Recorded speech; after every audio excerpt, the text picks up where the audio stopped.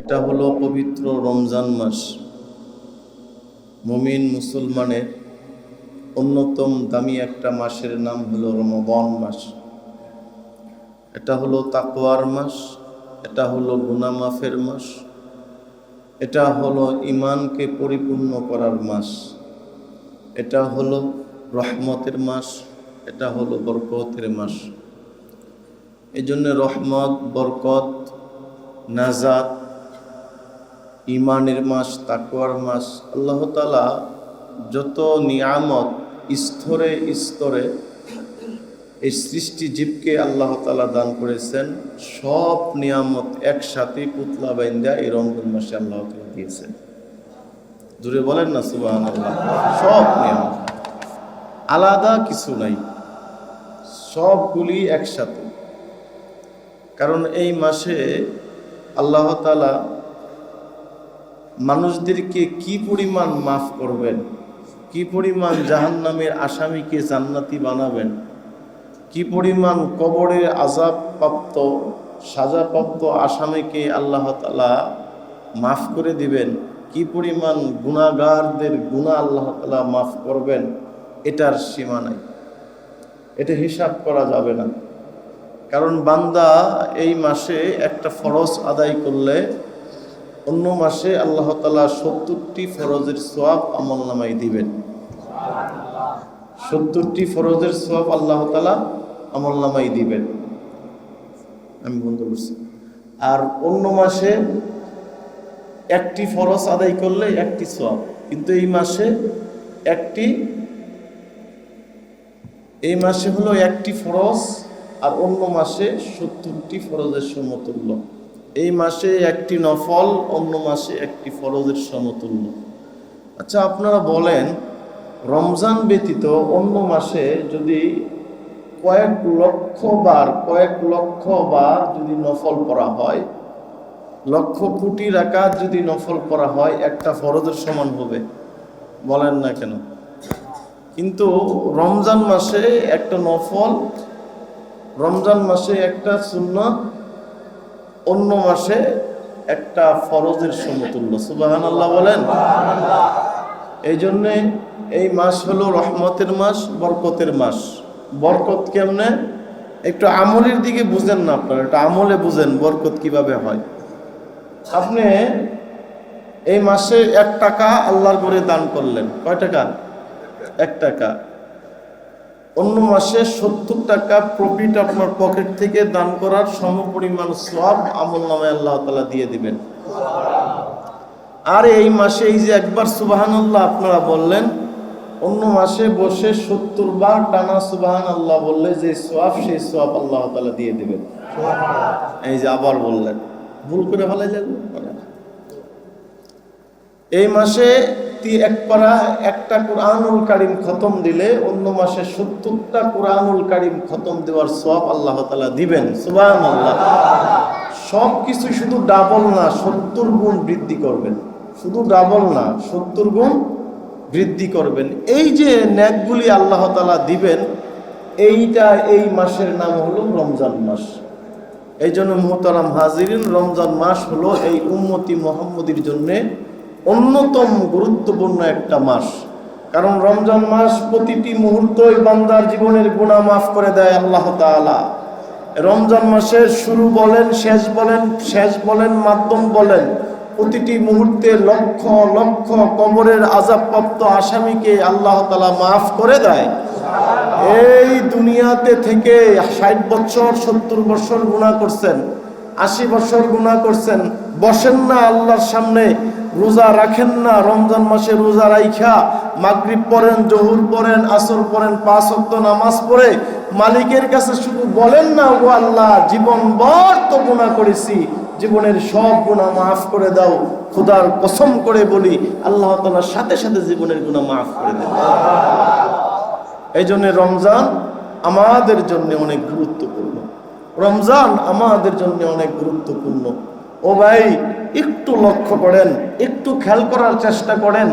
আমাদের এইখানে, আমাদের এই মহল্লায় গত বছর যেই পরিমাণ মানুষ ছিল, এই বছর কিছু মানুষ কমছে না? কমছে না বলতে সবাই কি জীবিত আছে? কিছু মানুষ তো মারাও গেছে। গত বছর এই সময় বসে তারা তারাবি পড়ছে, আপনাদের মতো সুবহানাল্লাহ, আপনাদের মতো আলহামদুলিল্লাহ তারাও বলছে, কিন্তু আজকে কি তারা কবর আছে না কবরে চলে গেছে? বলেন। আপনি আমি আগামী রমজান পাবো, আগামী রমজান পাবো, আগামী রমজানে এখানে বসে সুবহানাল্লাহ আলহামদুলিল্লাহ বলবো, আগামী রমজানের প্রতিটি রোজা আদায় করব, আগামী বছর তারাবি পড়ব, আগামী বছর ইফতার করব, আগামী বছর সেহরি করব, এর কোনো গ্যারান্টি কেউ দিতে পারবেন ভাইরা? কারণ বহু মানুষ গত বছর গ্যারান্টি দিছে এই বছর তারা পাবে, কিন্তু তারা পায় নাই, চলে গেছে, চলে গেছে। আপনি আমাকেও যেতে হবে, যার কারণে আপনি আমার জীবনের এটাই শেষ রমজান। এটাই কি বলেন? এটাই শেষ রমজান, আমি আগামী রমজান আর পাবো না। এতটুকু আশা, এতটুকু ইয়াকিন নিয়ে যদি আপনি ইবাদত করেন যে এটাই আমার জীবনের শেষ রোজা, এটাই আমার জীবনের শেষ তারাবি, এটা আমার জীবনের শেষ ইফতারি, এটাই আমার জীবনের শেষ সেহরি, এই তামান্না এতটুকু যদি ভিতরে ভয় থাকে, খোদার কসম করে বলি রমজান মাসে ওই ব্যক্তির দ্বারা গুনাহ হবে না।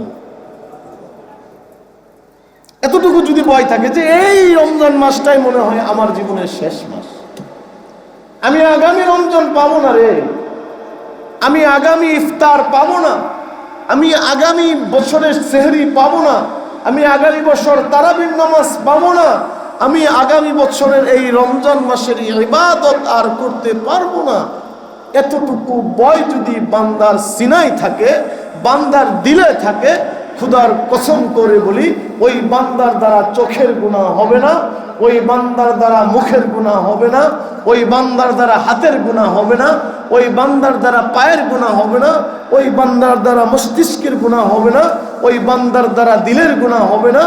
ওই বান্দা রমজান মাসটা হবে আল্লাহকে সন্তুষ্ট করার মাস।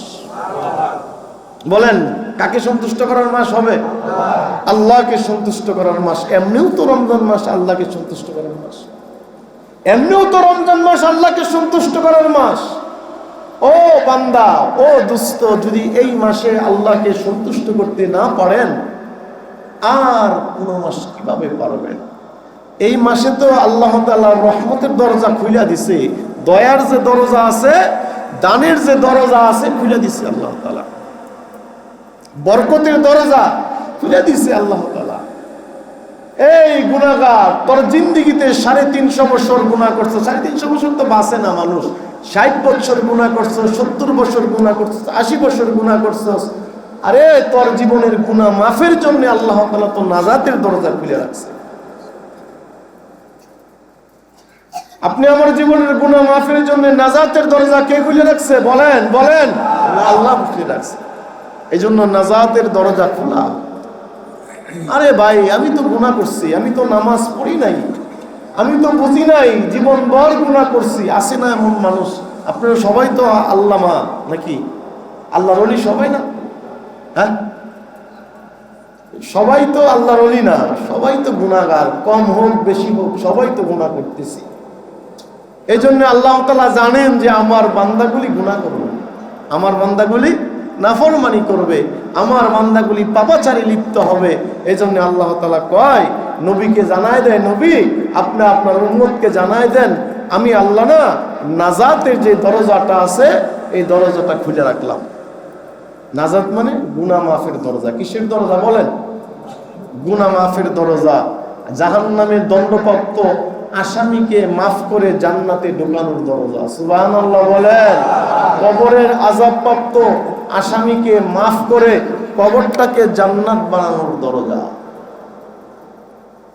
এই জন্য আমরা আল্লাহ তাআলার কাছে এই রমজান পাইছি, এই জন্য খুশি না বেজার দোস্ত বলেন? অনেক খুশি না কম খুশি? খুশি সবাই? একবার আলহামদুলিল্লাহ বলেন তো। আলহামদুলিল্লাহ কয় সবাই খুশি না, আপনি তো তাল পান না। না খায় থাকতে হয়, বিড়ি সিগারেট টানা যায় না, কত ঝামেলা। যাই রে দফলা দূরে টান দিতাম, তা পারি না। হ্যাঁ, কত ঝামেলা আমার। যারা নেশাখোর, যারা বিড়ি খায়, চুরুট খায়, পান খায়, আমাদের মতো পান খায়, সিগারেট খায়, এদের চেহারা দেখলে বোঝা যায় এরা রোজা রাখছে। কেন? কারণ এই যে চেহারাতে একটা নেশার একটা ভাব আছে। আল্লাহ তাআলা সবাইকে বুঝার তৌফিক দান করুন, জুড়ে বলেন আমিন। মুহতারাম হাজিরিন, আল্লাহ তাআলা বলেন, ইয়া আইয়ুহাল্লাযীনা আমানু কুতিবা আলাইকুমুস সিয়াম কামা কুতিবা আলাল্লাযীনা মিন ক্বাবলিকুম লাআল্লাকুম তাত্তাকুন।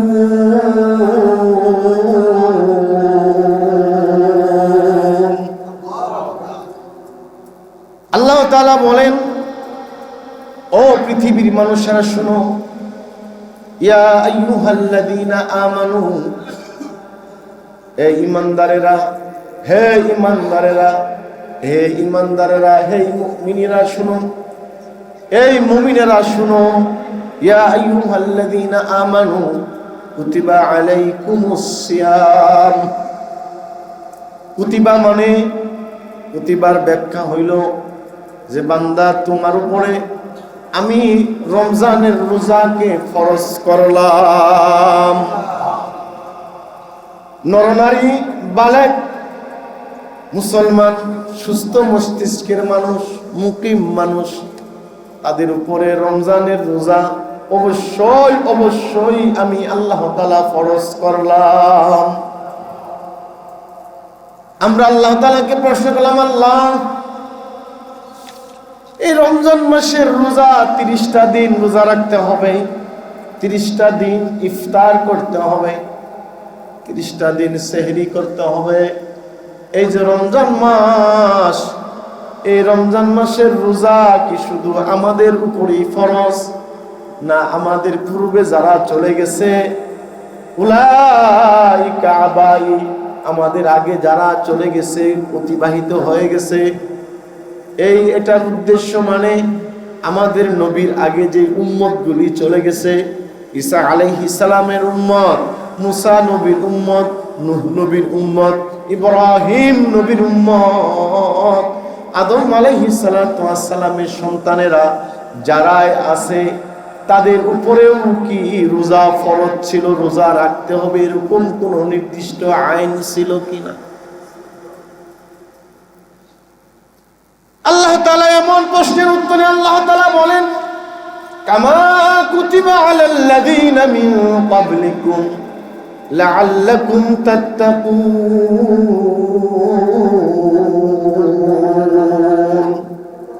আল্লাহ তাআলা বলেন, বান্দারে শুধু তোদের উপরে ফরজ এরকম না, তোদের পূর্বে যারা চলে গেছে, তোদের পূর্বের যত উম্মত গেছে, তোদের পূর্বের যত নবী গেছে, সদা সবার উপরে রোজা রাখা ফরজ ছিল।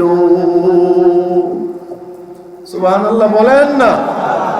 তার মানে কি শুধু এটা আমাদের উপরে ফরজ এরকম না, আমাদের আগে যারা অতিবাহিত হয়ে গেছে তাদের উপরেও রমজানের রোজা কি ফরজ ছিল। তাহলে আমরা কি রোজা পায়ে ঠকছি? বলেন, আমরা কি রোজা পায়ে ঠকছি? আরে দোস্ত, কিছু কিছু উম্মতের উপরে বছরে 6 মাস রোজা রাখা লাগতো। কয় মাস? 6 মাস টানা রোজা রাখা।